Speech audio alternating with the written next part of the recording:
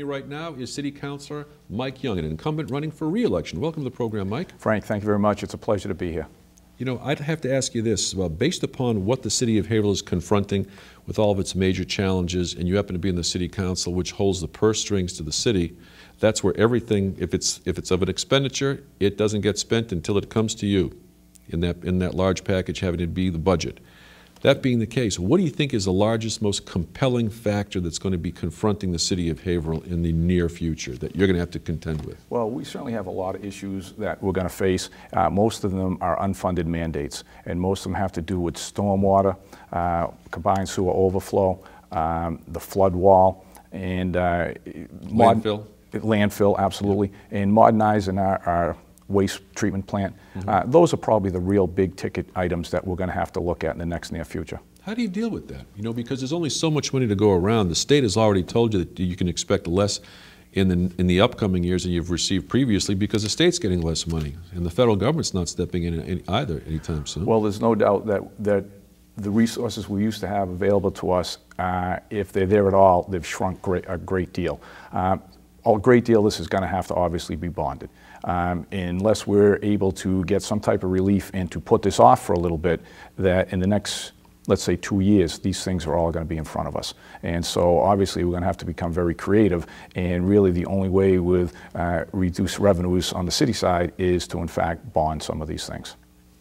When we talk about, it's sort of like the chicken or the egg, isn't it? Because if you're talking about being able to bond something, when you're talking about interest rates being historically as low as they are, where basically the prime is essentially like zero. That being the case, if you wait or put some of these things off to a later date, it's likely that the interest rate or the expense factor would be higher. So what do you do? Absolutely.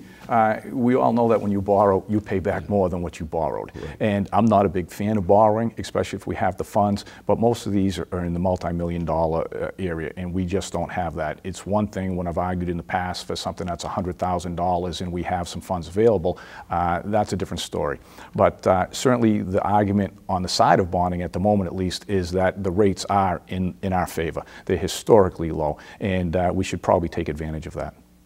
When we take a look at the fact that many times people, when they're on the council or in some particular voting body, they take a look at votes that they've taken based upon the information that they've had, and sometimes in retrospect as time goes on, they think had they had the opportunity to go after that vote and cast a vote on a particular subject again, they may do it differently. In retrospect, are there any votes that you think you might want to reconsider, or that you think the council itself should reconsider? That's come before them?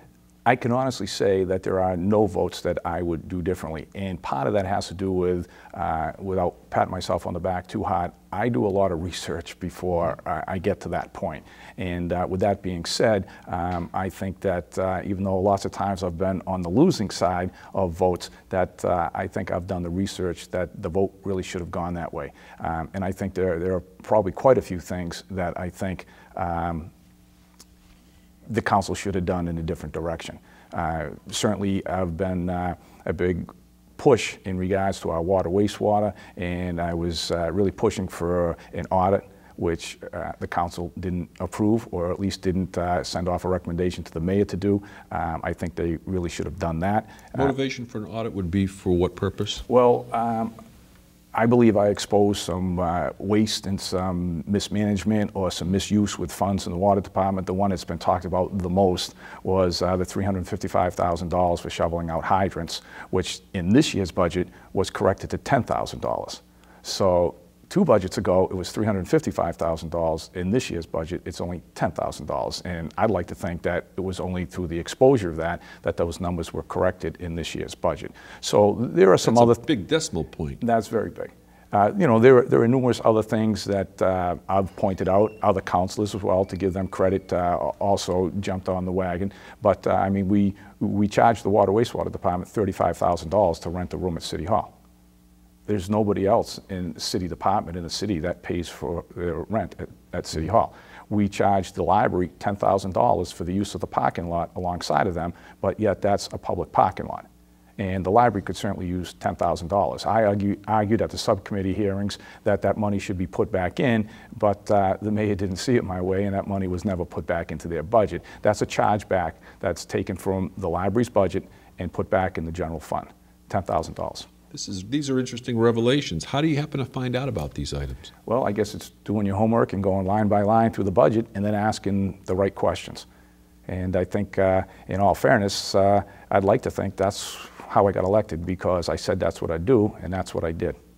You know, in many cases, a counselor or somebody that's running for public office likes to portray themselves as being independent-minded and there for the benefit of the voter that happens to vote them in. Not only the ones that vote them in, but for all voters, because you represent the residents of the city of Haverhill.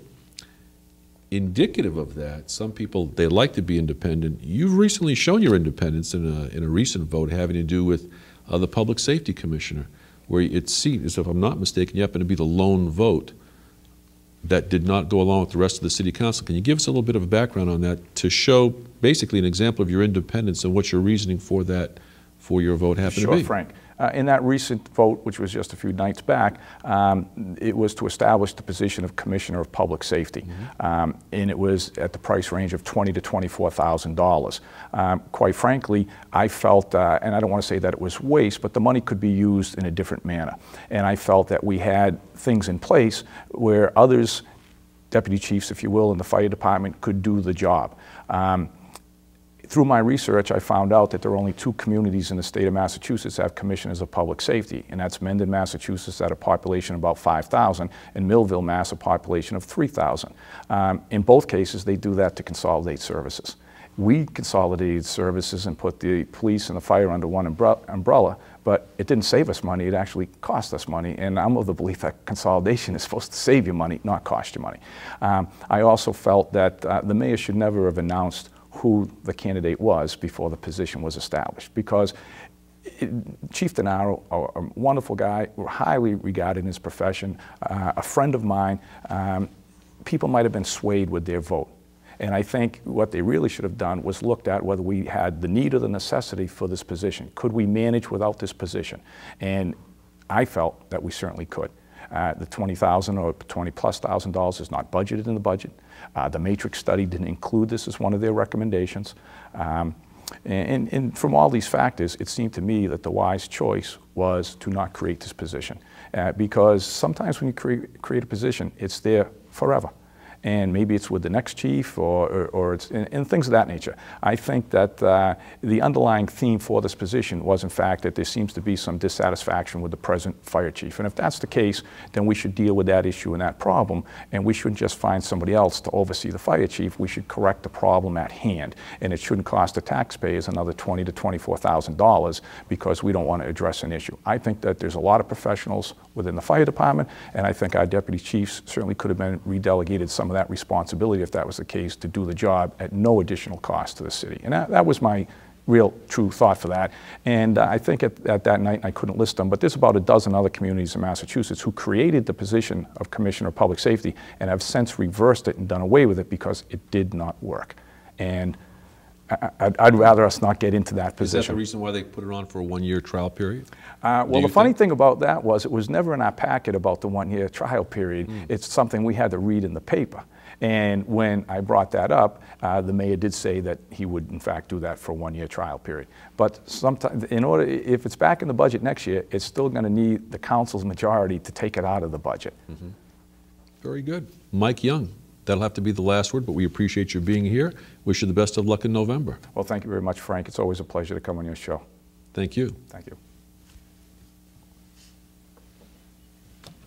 Thanks, Mike. Quick 10 minutes.